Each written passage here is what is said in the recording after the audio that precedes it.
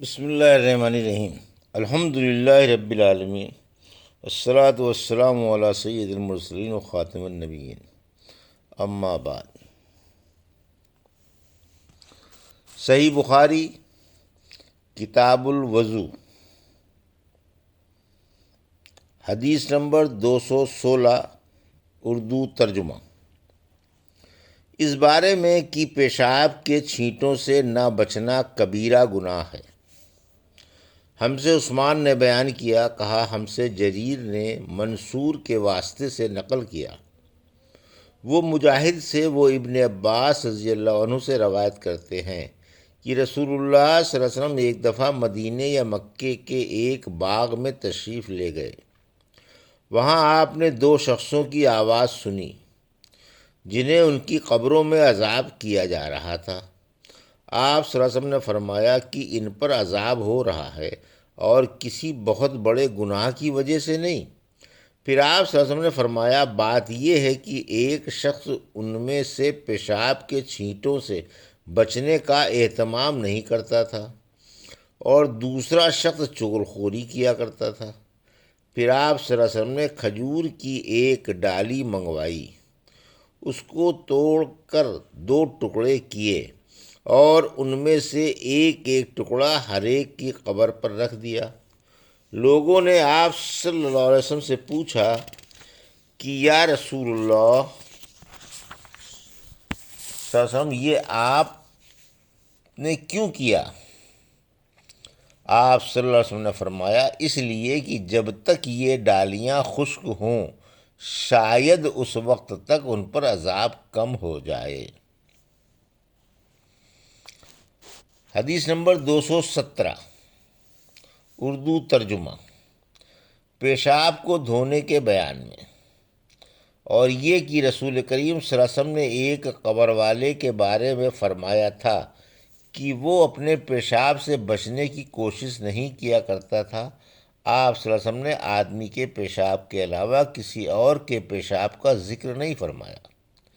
ہم سے یعقوب بن ابراہیم نے بیان کیا، انہوں نے کہا ہم کو اسماعیل بن ابراہیم نے خبر دی، کہا مجھے روح بن قاسم نے بتلایا، کیا مجھ سے عطا بن ابی میمونہ نے بیان کیا، وہ انس بن مالک رضی اللہ عنہ سے روایت کرتے ہیں کہ رسول کریم صلی اللہ علیہ وسلم جب رفع حاجت کے لیے باہر تشریف لے جاتے تو میں آپ کے پاس پانی لاتا، آپ اس سے استنجا فرماتے۔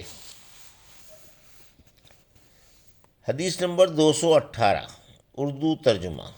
ہم سے محمد بن مسنی نے بیان کیا، انہوں نے ہم سے محمد بن حازم نے بیان کیا، انہوں نے کہا ہم سے اعمش نے مجاہد کے واسطے سے روایت کیا، وہ طاؤس سے، وہ حضرت عبداللہ بن عباس رضی اللہ عنہ سے روایت کرتے ہیں کہ ایک مرتبہ رسول اللہ صلی اللہ علیہ وسلم دو قبروں پر گزرے تو آپ صلی اللہ علیہ وسلم نے فرمایا کہ ان دونوں قبر والوں کو عذاب دیا جا رہا ہے اور کسی بڑے گناہ پر نہیں۔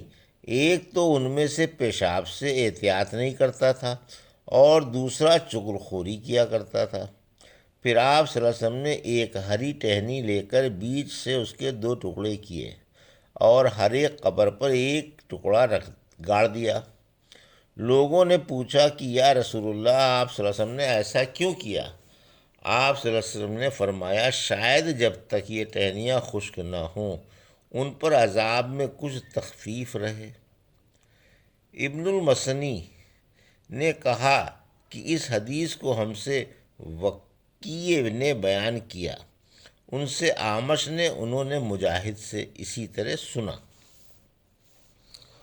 حدیث نمبر 219، اردو ترجمہ۔ رسول کریم صلی اللہ علیہ وسلم اور صحابہ رضی اللہ عنہ کا ایک دیہاتی کو چھوڑ دینا جب تک کہ وہ مسجد میں پیشاب سے فارغ نہ ہو گیا۔ ہم سے موسیٰ بن اسماعیل نے بیان کیا، کہا ہم سے حمام نے، کہا ہم سے اسحاق نے انس بن مالک رضی اللہ عنہ کے واسطے سے نقل کیا کہ رسول کریم صلی اللہ علیہ وسلم نے ایک دیہاتی کو مسجد میں پیشاب کرتے ہوئے دیکھا تو لوگوں نے آپ صلی اللہ علیہ وسلم سے فرمایا، اسے چھوڑ دو۔ جب وہ فارغ ہو گیا تو پانی منگا کر آپ نے اس جگہ بہا دیا۔ حدیث نمبر 220 اردو ترجمہ۔ مسجد میں پیشاب پر پانی بہا دینے کے بیان میں ہم سے ابو الیمان نے بیان کیا، انہوں نے کہا ہمیں شعیب نے زہری کے واسطے سے خبر دی، انہوں نے کہا مجھے عبید اللہ بن عبداللہ بن عتبہ نے بن مسعود نے خبر دی کہ حضرت ابو ہریرہ رضی اللہ عنہ نے فرمایا کہ ایک اعرابی کھڑا ہو کر مسجد میں پیشاب کرنے لگا تو لوگ اس پر جھپٹنے لگے۔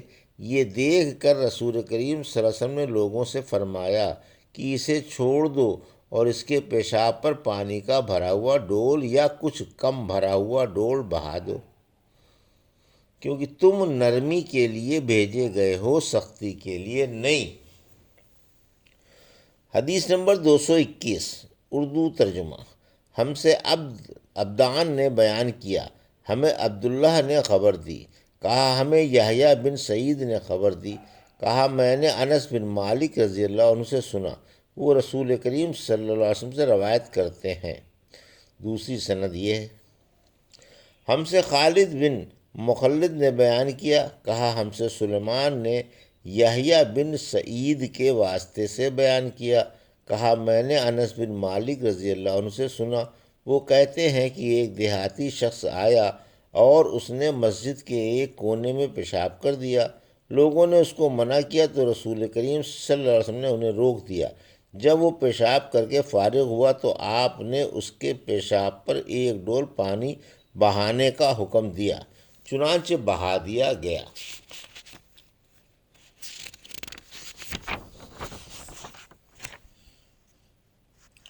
حدیث نمبر 222 بچوں کے پیشاب کے بارے میں ہم سے عبداللہ بن یوسف نے بیان کیا، کہا ہم کو مالک نے حشام بن عروہ سے خبر دی، انہوں نے اپنے باپ عروہ سے، انہوں نے حضرت عائشہ رضی اللہ عنہ ام المومنین سے روایت کی کہ رسول کریم صلی اللہ علیہ وسلم کے پاس ایک بچہ لایا گیا، اس نے آپ صلی اللہ علیہ وسلم کے کپڑے پر پیشاب کر دیا تو آپ صلی اللہ علیہ وسلم نے پانی منگایا اور اس پر ڈال دیا۔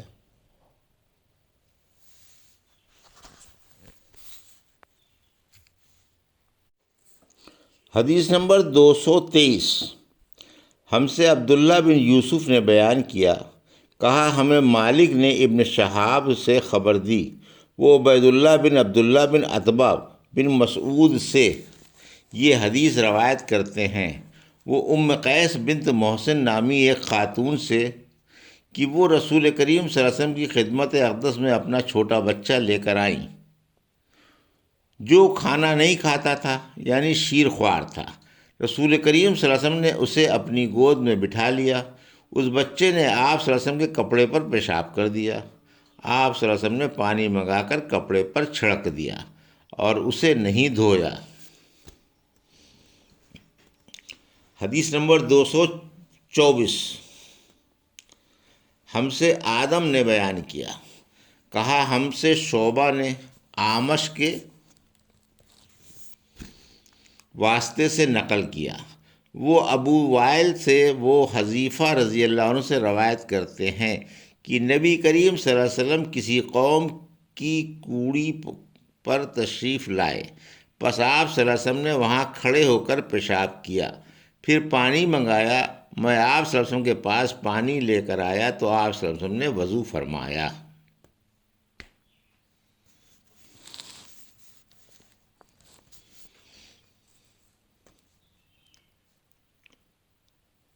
کھڑے ہو کر اور بیٹھ کر پیشاب کرنا حسب موقع ہر دو طرح سے جائز ہے۔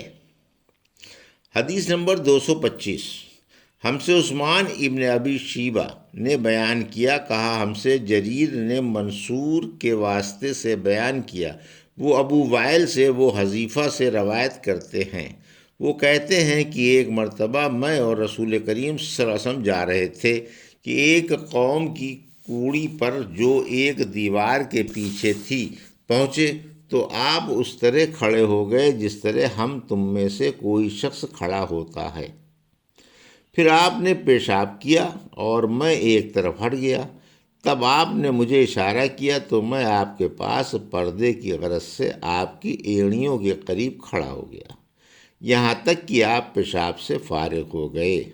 بوقت ضرورت ایسا بھی کیا جا سکتا ہے۔ حدیث نمبر 226، کسی قوم کی کوڑی پر پیشاب کرنا۔ ہم سے محمد بن عرہ نے بیان کیا، کہا ہم سے شعبہ نے منصور کے واسطے سے بیان کیا، وہ ابو وائل سے نقل کرتے ہیں، وہ کہتے ہیں کہ ابو موسیٰ اشعری پیشاب کے بارے میں سختی سے کام لیتے تھے اور کہتے تھے کہ بنی اسرائیل میں جب کسی کے کپڑے کو پیشاب لگ جاتا تو اسے کاٹ ڈالتے۔ ابو حذیفہ کہتے ہیں کہ کاش وہ اپنے اس تشدد سے رک جاتے، کیونکہ رسول اللہ صلی اللہ علیہ وسلم کسی قوم کی کوڑی پر تشریف لائے اور آپ نے وہاں کھڑے ہو کر پیشاب کیا۔ حدیث نمبر 227،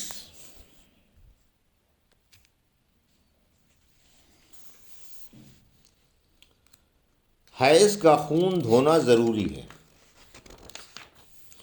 ہم سے محمد بن مسنہ نے بیان کیا، انہوں نے کہا ہم سے یحییٰ نے حشام کے واسطے سے بیان کیا، ان سے فاطمہ نے اسماء کے واسطے سے، وہ کہتی ہیں کہ ایک عورت نے رسول کریم صلی اللہ علیہ وسلم کی خدمت میں حاضر ہو کر عرض کی کہ حضور فرمائیے ہم میں سے کسی عورت کو کپڑے میں حیض آ جائے تو وہ کیا کرے؟